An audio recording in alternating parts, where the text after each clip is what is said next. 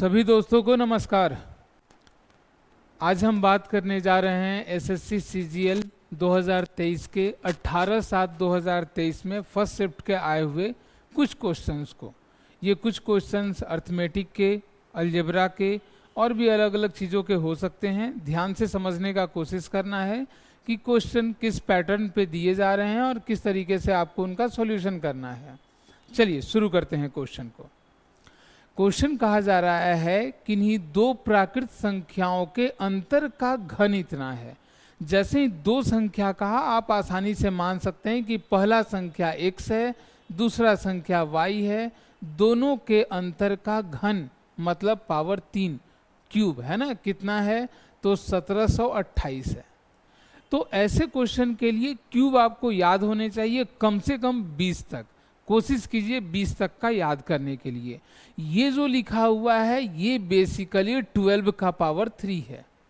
इसका मतलब है कि पावर को कैंसिल करेंगे तो x माइनस वाई का जो वैल्यू आएगा वो केवल और केवल 12 आएगा।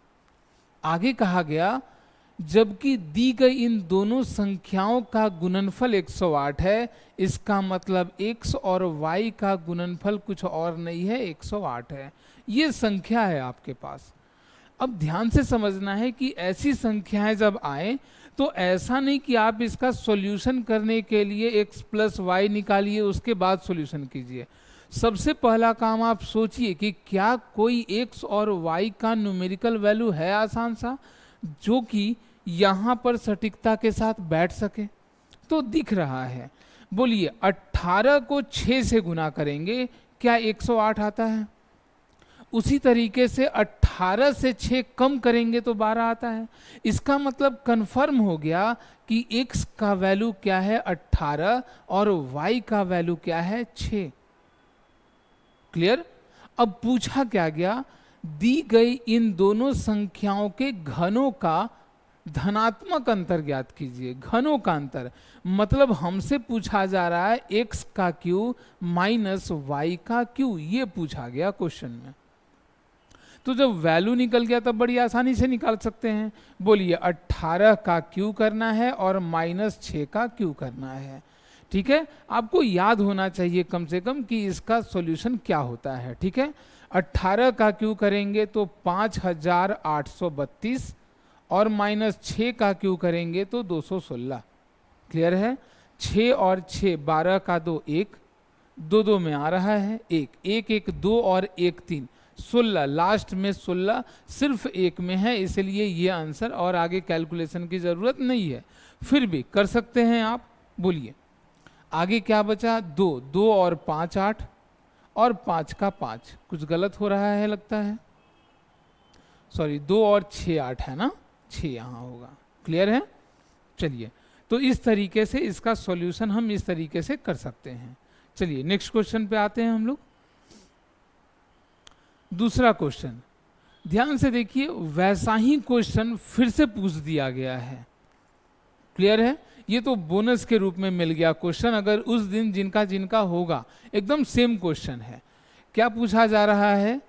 The cube of the difference between two given natural number is something. Same वही चीज पूछा गया कि x माइनस वाई दोनों के डिफरेंस का क्यू अगर 1728 है, फिर से ये 12 का क्यू है, इसीलिए x माइनस वाई का वैल्यू क्या है 12। आगे कहा जा रहा है while the product of this two is 108। वही चीज है, x और y का प्रोडक्ट कितना है 108। इसका मतलब फिर से साफ हो गया कि x का वैल्यू 18 होगा और y का वैल्यू 6 हो गया। क्लियर है? पूछा क्या जा रहा है, find the sum of the cube of this given two number. अब पूछा जा रहा है कि इसमें इनके क्यू का सम क्या होगा, ये पूछ दिया गया। वही चीज है। अब ध्यान से देखिए इस क्वेश्चन में, क्वेश्चन देखने के बाद तुरंत देखेंगे इकाई अंक, ध्यान से देखना है, एकदम अलग अलग है। मतलब सॉल्यूशन करने के लिए पूरा कैलकुलेशन करने का कोई ज़रूरत नहीं है। अब जैसे ही हम इसका क्यू करेंगे तो 8 का क्यू 512 इकाई अंक पे क्या 2। 6 का क्यू करेंगे तो 6 ही आएगा 216 का। 6 और 2 कितना, इकाई अंक पे 8 आना चाहिए। आंसर हो गया पहला 6048। क्लियर है? ऐसे क्वेश्चन के लिए पूरा कैलकुलेशन नहीं करने का जरूरत है। अगर दे भी दिया ऑप्शन तो आपको याद होना चाहिए कि 18 का क्यूब क्या होता है, 6 का क्यूब क्या होता है। चलिए ठीक है, नेक्स्ट क्वेश्चन पे आते हैं हम लोग। दिया गया एक कंपनी द्वारा एक पार्क में 10 मीटर ऊंचाई और 48 मीटर के आधार व्यास का एक शंक्वाकार तंबू लगाया गया था। ठीक है, कैसा है? कोनिकल है। कोन के बारे में बात किया जा रहा है, हम बात कर रहे हैं चलिए कि ये कोन है, इस तरह का टेंट लगाया गया। क्या बोला गया? 10 मीटर ऊंचाई का। इसका मतलब है कि यहां से यहां तक का जो ऊंचाई है वो 10 मीटर का है। आगे कहा जा रहा है आधार व्यास 48 मीटर के आधार व्यास। ये जो यहां से यहां तक है ये 48 मीटर है, तो क्या यहां से यहां तक 48 का आधा केवल 24 होगा? ठीक है। शंक्वाकार तंबू लगाया गया, वक्र पृष्ठीय क्षेत्रफल। अगर हम बात करेंगे कर्व सरफेस एरिया के बारे में तो फॉर्मूला होता है पाई आर एल। देखिए पाई में आंसर है, आर भी मालूम है, एल एल कौन सा होता है? तो ये तिर्यक ऊंचाई, स्लेंट हाइट। तो 24, 10 और 26 का पाइथागोरियन ट्रिपलेट्स बनता है। बस इसको याद रखना है। नहीं याद है तो आपको निकालना पड़ेगा एल का वैल्यू, रूट ओवर 24 का ए स्क्वायर और प्लस 10 का ए स्क्वायर। इस तरह से 24 का ए स्क्वायर 576 और 10 का 100, क्या रूट ओवर 676। इसका मतलब कितना? 26। ये निकालना पड़ेगा, कोशिश करना है आपको कि ये पाइथागोरियन ट्रिपलेट्स आपको याद रहे। 10, 24 और किसका? 26 का। हो गया आंसर। पाई आर का वैल्यू कितना? तो 24 और एल का वैल्यू कितना? तो 26। बस यही आंसर होगा जो भी होगा। अब देखिए ये कैलकुलेशन बहुत आसान है। कैलकुलेशन क्या कर रहा है? तो जब भी इकाई अंक का सम 10 हो और टेंस डिजिट इक्वल हो तो ऐसे का सम करना, सॉरी मल्टीप्लाई करना, प्रोडक्ट करना एकदम आसान है। क्या करते हैं? इसको एक बढ़ाते हैं, 2 3 जा कितना? 6 और 4 6 जा कितना? 24, साथ में पाई। हो गया आंसर 624 पाई। तो ये सब कैलकुलेशन भी आपको याद रहना चाहिए कि आपके सामने अगर क्वेश्चन आए तो इन सब चीजों के लिए आप इस तरह से मल्टीप्लाई ऊपर नीचे लिखकर न करना पड़े। क्लियर? चलिए अगले क्वेश्चन पे आते हैं हम लोग। चलिए टाइम एंड वर्क का क्वेश्चन है। बोला जा रहा है 30 पुरुष एक काम को 12 दिन में पूरा कर सकते हैं। साफ साफ दे दिया गया कि 30 मेन जो है वो काम को पूरा करते हैं कितने दिनों में? 12 दिनों में। तो काम जो होता है टोटल, वो total efficiency into number of days होता है, मतलब ये टोटल काम है। किया कैसे जा रहा है ये ध्यान से समझना है। बोला जा रहा है आफ्टर 6 डेज, इसका मतलब है कि 30 आदमियों ने 6 दिनों तक लगातार काम किया।